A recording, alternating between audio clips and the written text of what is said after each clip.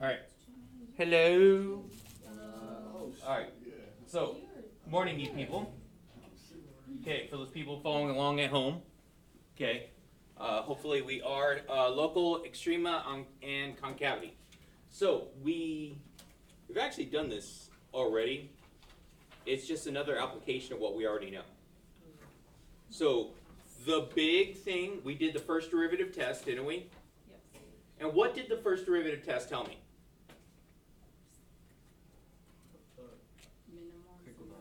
Mins and maxes, right? Yes. All right. By doing what? Find where the slope is what? 0. Okay, so if the right side of a 0, is positive and the left side of the 0 is negative, what type of min or max would that be? The right side is positive. The right side is positive. Okay. Oh. Now, if you guys need to, right side is positive, left side is negative, right? Probably. So it's going to be Minimum. a minimum. Why'd you say right side first? Usually you say left side first. Maybe left to right, but we didn't normally say right first. I know, but okay. So if I say anything different ever, you can't comprehend it because I said it in a different way. I just got used to it. I know. So yes, that's thinking cap this morning. All right. So yeah, there's another way of figuring these things out. First derivative test, we figured that one out last time. Okay, local min, local max. C is a critical number if f is increasing on the left, C is decreasing on the right. Okay, so increasing, decreasing. So mins and maxes. First derivative test. We did this one already, so hopefully this one should go pretty quick. Should, being the key word. All right, so I'm going to have, so f prime of x is equal to 4x cubed minus 12x squared. Yes. Mm-hmm. Okay, good. All right, so we need to factor it, set it equals 0, right? Yes. So 0 equals 4x squared quantity of x minus, there we go. So given this, I have, where? X equals 0 and x equals positive 3. There we go. X equals 0, x equals positive 3. Okay, so how did I teach you guys to do this last time? Number line. Let's do a number line. So number line, I have 0 and I have 3. So what do I do from here? Plug in numbers where? Original. In the original? Between 0 and 3. Oh. Yeah, plug in Yeah. put -1 and then no. From less than 0. Okay, no. It doesn't go to the original Oh, the derivative because I want to know about the slopes, right? Mm-hmm. If the slope is increasing, right, that's what we're trying to get at. So let's look. So we're going to plug it into the derivative. So I like plugging it into this one right here because it's all factored and it gives me positive and negative pretty simple. So if I do that, it's going to be, give me a number on the left side of 0. -1. -1. We have -1. So -1. So that's going to be a -1 squared. So that's a positive. And this is going to be a negative. So that means that a positive and a negative makes this all a negative, right? All right. Number between 0 and 3? 2. All right. So 2 squared, that's a positive times 4, still positive. And that's going to be negative. So positive and negative gives me negative. All right. And on the right side of 3 is going to be 4. So this is going to be a positive, and 4 squared is positive times 4 is positive. So all that's positive, right? Positive times positive, I get another positive. So what does that tell me here? There's one. There's a minimum of 3, but There's a minimum at 3. Okay, so now think about what this graph should look like. It's going to be like one of those wonky S's. So it's going to go here, it's going to go down to 0, but it's going to keep going down to right here at 3, and then it goes back up.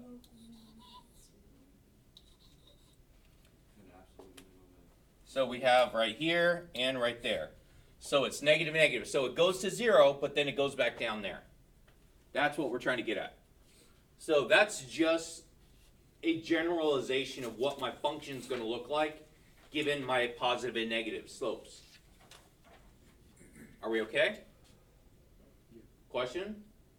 Same thing that we did the other day. Find the local extrema of this. Okay, so what rule am I using here?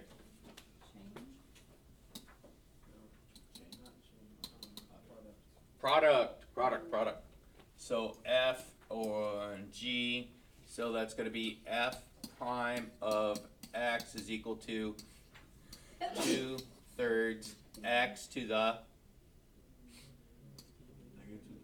negative 1/3, okay? And so it's going to be times X minus 5 plus sign X to the 2/3 times, what's the derivative of G? Just 1. Okay, so let's clean this up, because if I have that negative exponent there and I'm supposed to be setting it equal to 0, I need to actually finagle this a bit.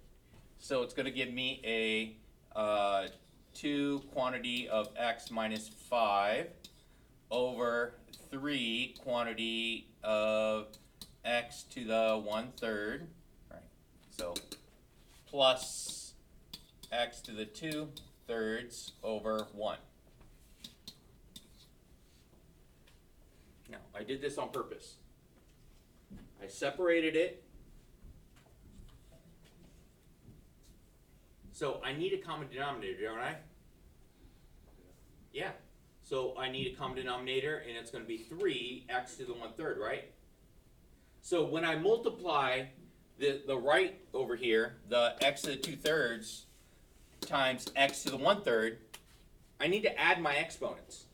So my 2/3 plus 1/3 is going to give me 3/3, which makes a whole, doesn't it? Yes. Okay, so I'm going to multiply top and bottom, so I'm showing all the work here on this one.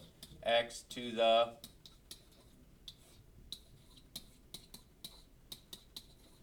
all right. So when I do that, it's going to be 0 equals 2 quantity of x minus 5 plus 3x over 3 quantity of x to the 1/3.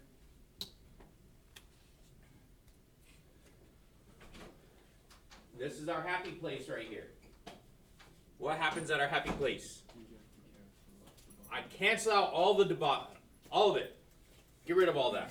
Multiply both sides by 3x to the 1/3. That goes away. So I'm still left with, let me see, it's 2x minus 10, and then plus 3x.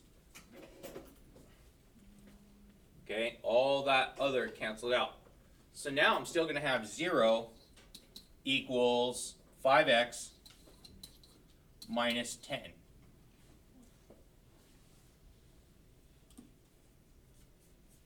X is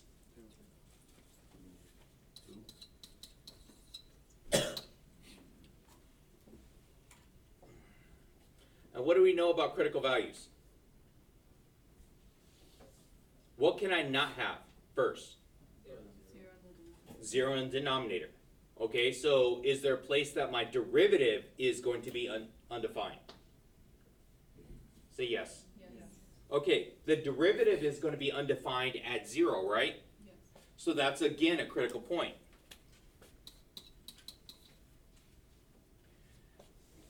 All right. Now, is there any place that my function is going to be undefined? Yeah. No. Wait. No, because it's third root, right? It's a third root, so I'm allowed to have that. Okay. So now I have some critical values there, right? So we did the last one just by going through and doing like a number line. Let's actually graph this one to see, because I'm going to show you guys, because that's actually a thing that we have to do on the AP exam is know how to graph this.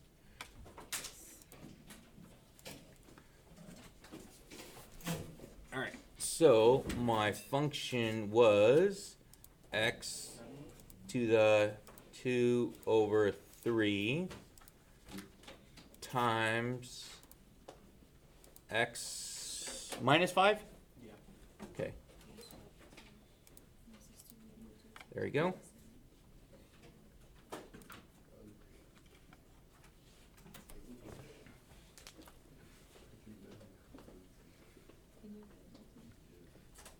I like graphing this one because this one is a perfect example of a cusp. My function is not undefined at 0, but it clearly shows where my derivative is going to be undefined.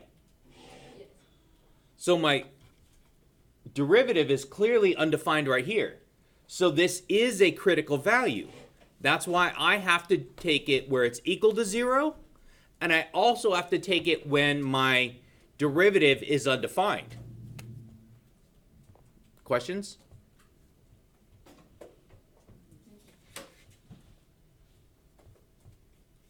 Okay, so now let's take a look. So if this is the graph of my function, what happens on the left side of 0? What's my slope? Positive, right? Okay, the left side is going to be positive. What about the right side of it? Negative. And then what is this right here? This is my x equals 2, right? Okay, so that's my minimum, right? That's my local minimum. And then, so it's going to be negative here, and over here it means that it has to go positive, right? So if I were to have a number line, it would be positive, negative, positive. All right? Okay. There we go. All right, so, yes? Do we count cusps as maximums? Yes, it is going to be. So that one would be also. So that one would just be a local over that one part. Okay, because a global, doesn't this end points actually go all the way up? Yeah, if the end goes all the way up, then that can't be like a global or an absolute. Unless we actually have an interval where it actually includes, like brackets, if it includes the endpoints. So, all right, let's take a look at, okay, obtaining information about the graph of f from the graph of its derivative. So this is super important. This is actually one of the things that everyone struggled with at the very beginning. When we did this earlier with like chapter 1 when we were doing limits and stuff. Okay, so function f is continuous for all reals. The graph of f prime is below. Determine the critical numbers of f. All right, critical numbers are when the derivative is equal to 0. So I have a 0 there, and I have a 0 here, right? Yes. Any places here that the derivative is undefined? No places. Okay, the function f is continuous, right? But it doesn't mean that the derivative couldn't be discontinuous. So is it continuous over what I have here? Yes. No asymptotes or no wonky things on this one. All right. Where is f increasing?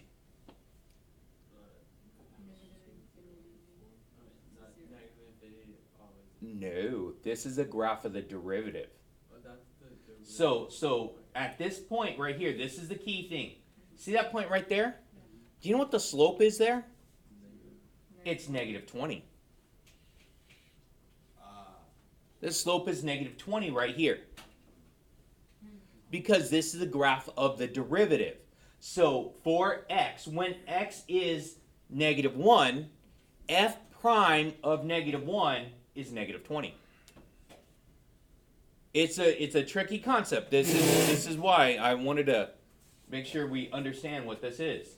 So these are all the slopes. So where on my function is my function positive? My positive slope. 0 to infinity. Starting here, these are all positive. Right?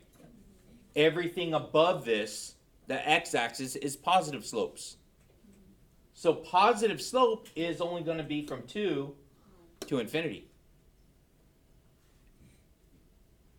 Okay? Where's f decreasing? That means every place that I have negative slopes, right?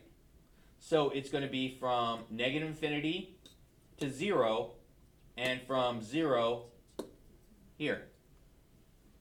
Why not 0? It's not negative or positive. Very good. It's not negative or positive. It goes to 0, doesn't it? Okay, so it's neither negative or positive. So that's why it's a critical. So all this over here is negative. So there's my decreasing slopes. At what numbers of x does f have a local minimum? Okay, minimum has to do what? Decrease, then increase. Okay, there's only one place where it changes. Yeah. 2? Oh, it's only going to happen at 2, isn't it? Okay, so this is negative, right? So it's decreasing, and right here it changes to increasing. So it changed from a negative slope to a positive slope right here. But over here at 0, it has negative slope and then negative slope again. So if I were to graph this, if I were to try and graph this right here, it'd be negative slope and negative slope. So it would look something like this. So I'm going to try and do this in blue. I'm just going to sketch because we really don't know what it should be because we need other things from this. I know at here, so this is going to change. So at 0, it's going to go like this. Oh, come on now. Going to go there. And then it's still going to go down again, right? Down again. Right here. And back up. It doesn't say where it's going to be at. I just say, you know, right here, this is going to be a minimum, right? That's going to be a minimum. This one right here is a critical. It goes to 0, but then it's still negative.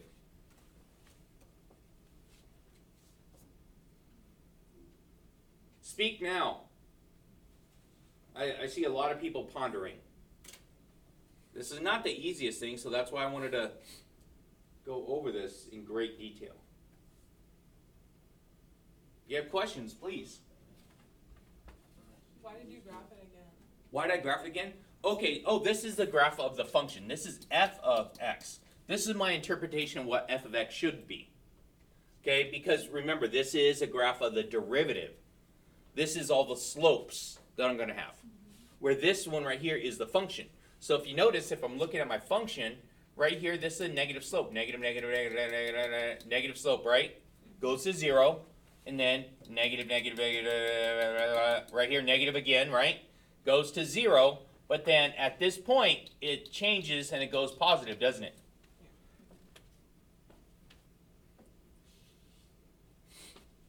How do you know at that point it changes all because it's 2? Yeah, this point's 2, right?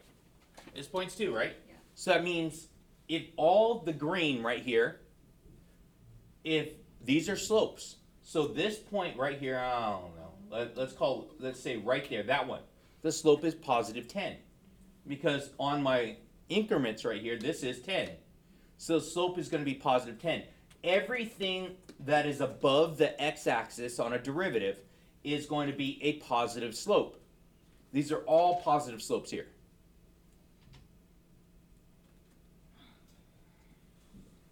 Okay, anyone else?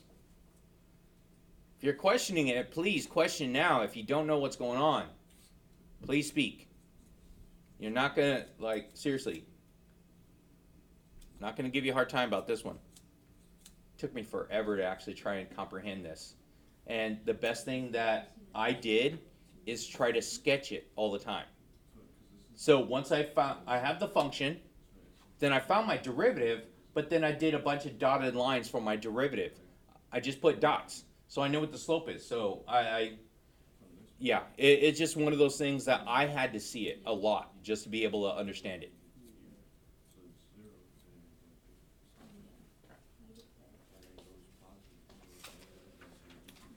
Okay, so this one's important because I think this one's actually on today's homework. So suppose the distance s of an object from the origin at time t is given by the function s equals f of t. So that's the function of time. These are key. Velocity is the derivative. Velocity is the derivative of the position. So the distance is position. S position. So that's a distance from my starting. So velocity of an object is distance over time. Right? Okay. Now, what does it also talk about, distance over time? What does that sound like? Speed, isn't it? Okay, speed. When we're dealing with this, speed is super important. Okay? If v, distance over time, is positive, the distance from the origin is increasing to that time. And the object is moving to the right. That's why this is referred to like this. We look at it and it's always going to the right because those are my positive, in this case, t values. Positive t values. So that's distance over time. Now, if it's negative, the distance from the origin is decreasing with time. So think about it. If I have a negative velocity, what is it? What do you think? And I went on a trip. I went to Douche Bros over there. I know they don't have the walk-up thing anymore, but still. Okay, so what do you think a negative velocity would be? You walk backwards, back from Dutch Bros. Yeah, there we go. I'm walking back, right? Okay, I'm walking back. So it'd be a positive velocity walking there, a negative velocity walking back. That's what it means. But now, am I going to have a negative speed? No.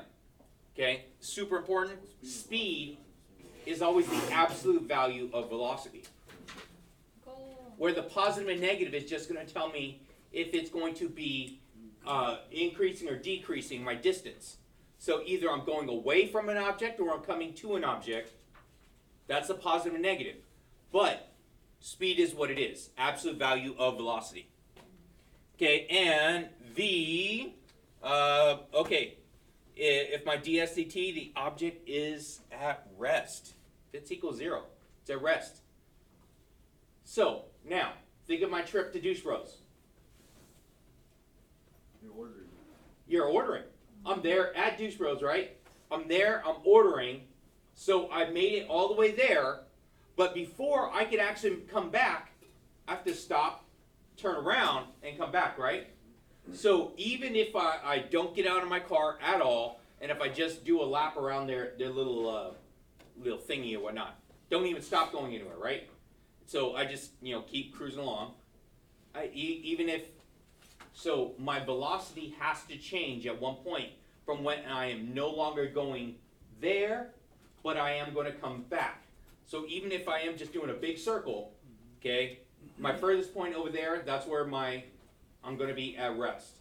So that's the velocity, which is the distance from my origin. Does that make sense? Yeah. Hopefully, we're ordering.